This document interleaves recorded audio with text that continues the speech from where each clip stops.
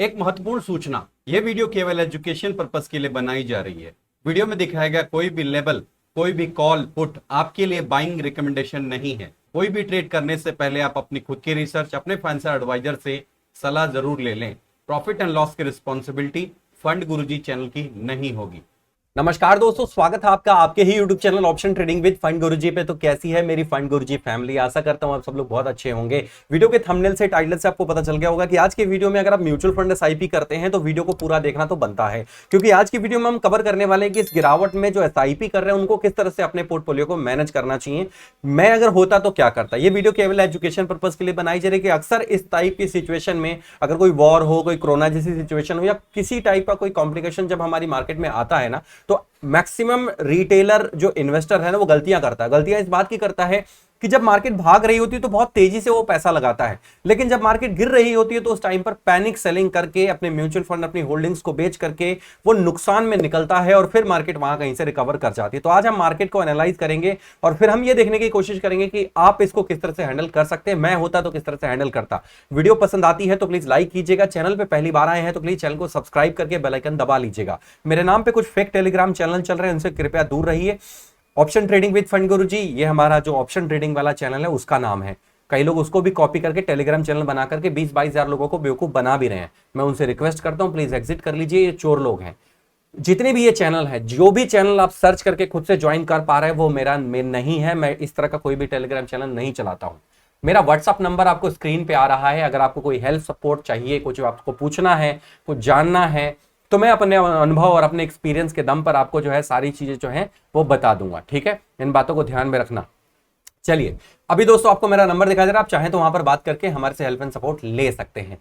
सबसे पहले हम क्या मार्केट को एनालाइज करेंगे, फिर इस टाइम पर अगर किसी को न्यू एसआईपी करनी है तो कहां करने में सबसे बढ़िया हो सकता है मेरे अनुभव के हिसाब से, वो मैं आपसे शेयर करूंगा। ठीक है, ये दोस्तों कोई रिकमेंडेशन नहीं है, मैं अगेन रिपीट कर रहा हूं। मैं दोस्तों अपने अनुभव के बेसिस पे सारी चीजें आपसे शेयर कर रहा हूं।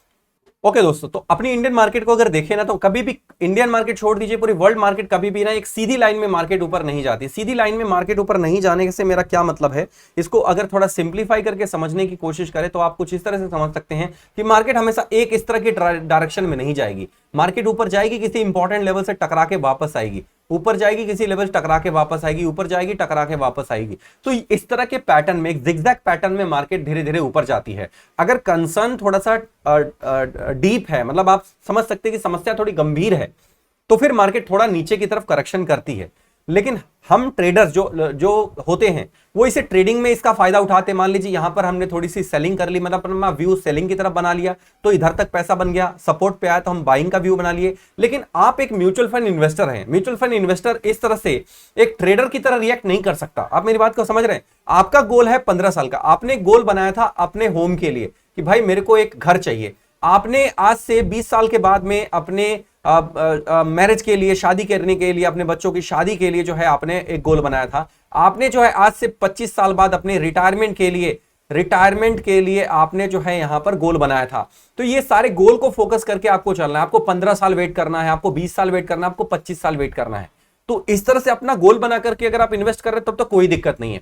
अगर आपके पास पैसा बहुत ज्यादा है, आप रैंडमली इन्वेस्ट कर रहे हैं, तो फिर आपका कोई डिसीजन सही जाएगा नहीं। आप जब कभी भी बाई करोगे मार्केट नीचे गिर जाएगी, जब कभी भी सेल करोगे मार्केट ऊपर चली जाएगी। ऐसा इसलिए होता है क्योंकि आपको यहां पर दिखेगा अरे वाह यहां पर खरीदो, देखो मार्केट लाइफ टाइम हाई के ऊपर जा रही है, अब तो भागती चली जाएगी, और वहीं पर सेलर आते हैं मार्केट को नीचे गिरा देते हैं। लेकिन जो लॉन्ग टर्म इन्वेस्ट करके बैठा उसकी एसआईपी चल रही है, वो यहां पर भी बाई कर रहा है, यहां पर भी बाई कर रहा है, यहां पर भी बाई कर रहा है, हर जगह बाई कर रहा है। तो उसका मकसद है कि निफ्टी जब 40,000 पहुंचेगी तो मेरा पैसा किस तरह से बढ़ेगा। आप मेरी बात समझ रहे हो? वो ये नहीं देख रहा कि निफ्टी अरे वाह 20,000 पे थी, ये तो दोबारा जो है 19,500 पर आ गई, अब हम क्या करें। मार्केट जो है ना वो टॉप से काफी अच्छी स्लिप हुई है। मैं आपको कुछ चीजें दिखाने की कोशिश करता हूं, आपको समझ में आएगा। मेरी वीडियो को पूरा देखने से बहुत कुछ समझ में आएगा आपको। 3.5% के आसपास मार्केट स्लिप हुई है, और अगर थोड़ा बहुत और स्लिप होती है, जो इजराइल का और जो हमास का ये जो कॉन्फ्लिक्ट चल रहा है, इसमें दूसरे ईरान वगैरह देश अगर नहीं आते हैं, दूसरा ये कॉम्प्लिकेशन नहीं बढ़ता है, तो मार्केट यहां पर या फिर यहीं कहीं पर सपोर्ट लेकर के रिवर्सल करना शुरू कर देगी। मार्केट एक चैनल में चल रही है, देखो upper band, lower band, upper band, lower band, upper band, lower band, इस तरह से बनाती हुई जा रही है। तो हो सकता हो थोड़ा सा इसको गिरावट और दिखाए और यहीं कहीं से ये रिटर्न कर जाए, या फिर यहां पर कंसोलिडेट करे और फिर धीरे धीरे ऊपर की तरफ मुड़ जाए। समस्या जो है मार्केट ना धीरे धीरे डिस्काउंटेड कर लेती है। ओके, अगर मैं होता इस टाइम पर तो क्या करता, अगर मैं होता इस टाइम पर तो अपनी एसआईपी को बंद करने की गलती नहीं करता और एसआईपी को विड्रॉल करने की भी गलती नहीं करता। जब मार्केट लाइफ टाइम हाई पर होती है तब मैंने नहीं बेचा, तो अब मेरा बेचने का क्या हक है? मैं तो अपने पोर्टफोलियो के साथ नाइंसाफी कर रहा हूं ना। तो आपकी एसआईपी चल रही है, आप ट्रेडर नहीं हो कि आपने जो 100 रुपए का यहां पर कॉल खरीदा है वो यहां पर आपका जो है सेम डे 20 रुपए पे हो जाएगा। ऐसा तो ऑप्शन ट्रेडिंग में होता है। 100 रुपए की चीज 150 या फिर 190, ये ऑप्शन ट्रेडिंग में होती है। आपने कॉल बाई किया, 100 पॉइंट ऊपर गई तो 190 पॉइंट मिल गया। आपने कॉल बाई किया, मार्केट 100 पॉइंट नीचे गई तो 80 पॉइंट का लॉस हो गया। ये ऑप्शन ट्रेडिंग में होता है। आप ऑप्शन ट्रेडिंग नहीं कर रहे हो, आप इन्वेस्टमेंट कर रहे हो अपने फ्यूचर के लिए, अपने गोल्स के लिए। तो अपने गोल को फोकस रख करके इन्वेस्टमेंट करो म्यूचुअल फंड एसआईपी के अंदर। और मेरे को ये लगता है ये जो करेक्शन है ना, ये टेम्परेरी है, मार्केट कहीं नहीं क्रैश होने वाली। थोड़ा बहुत नीचे या थोड़ा बहुत और नीचे यहां कहीं से मार्केट सपोर्ट लेकर ऊपर चली जाएगी। अगर न्यू एसआईपी शुरू करना है तो 19,500 पर नहीं करोगे तो मेरे भाई क्या 20,500 पर करोगे? आप अपने आप से सवाल पूछो, क्या यहां पर एसआईपी स्टार्ट करोगे जब मार्केट जो है ऊपर की तरफ 7% रिकवर कर जाएगी, या फिर जब 5.5% अभी डाउन है तब एसआईपी करोगे? आप अपने दिल पे हाथ रख करके खुद से जवाब ले लो। मेरे से ज्यादा समझदार आप लोग हो।